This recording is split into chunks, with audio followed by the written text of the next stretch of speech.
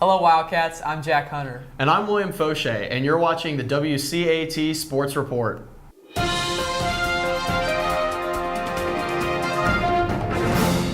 Winter sports are in full swing as every team competed last week and have numerous matches, meets, and games coming up in the next few weeks. Let's first start in the pool, where the varsity swim and dive team has had a tough but successful start to their season.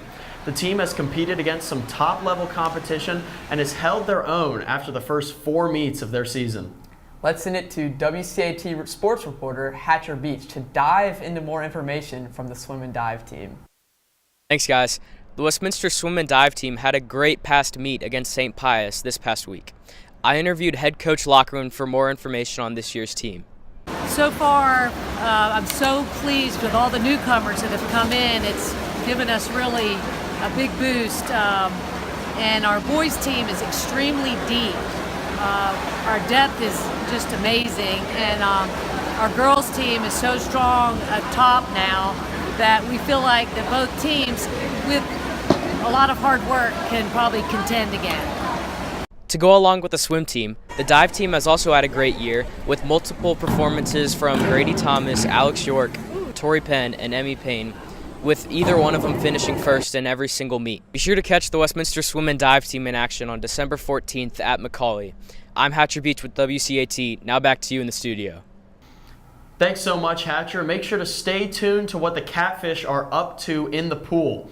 Out of the pool and onto the courts, we have some teams competing at very high levels right now, Jack. That's right, William. On the squash courts, the girls squash team opened their season this weekend in Mercersburg Academy, located in Pennsylvania. The Cats finished second in their pool, beating the host Mercersburg Academy 7-2, Buffalo Seminary 7-2, and the Hill School 8-1. The girls team returns to action after the holidays, when the boys team will also make their season debut. On the basketball court, the boys basketball team got the job done on Saturday in a hard-fought win versus Blessed Trinity.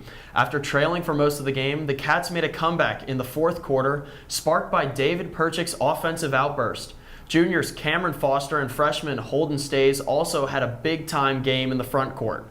The girls fell short to Blessed Trinity on Saturday in a close-fought contest. After being down only 1 at halftime, the experienced Titans came out to play in the second half and rained some three-pointers on the young Wildcats.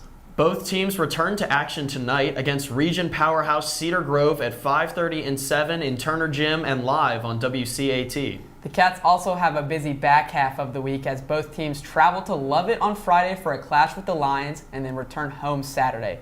Girls Preparatory School, led by former Westminster lacrosse coach Jay Watts, will play the girls at 2:30 and the boys will follow with Macaulay at 4. Basketball wasn't the only team busy this weekend. The Westminster Matt Cats hosted the Westminster Duels against some stiff competition from Heritage, Pace, Marist, and Perry High School. For more on the Matt Cats, let's send it over to WCAT sports reporter Reilly O'Neill.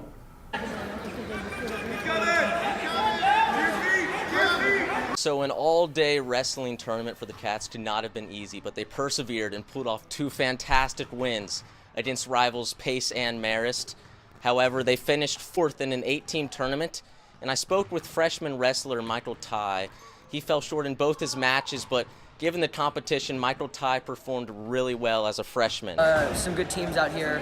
We lost narrowly to one, could have done it better against another, but we beat Pace and Marist, both rivals, so that was pretty good. There is no doubt Michael continues to improve every single day, but some of the credit has to go to the seniors and juniors for continuing to inspire him. You know, guys like Matthew Cha, Chewy, just to name a few. There are a lot of others. They've done this a few times. They know a few things that they can show us. They know exactly how this sort of thing goes.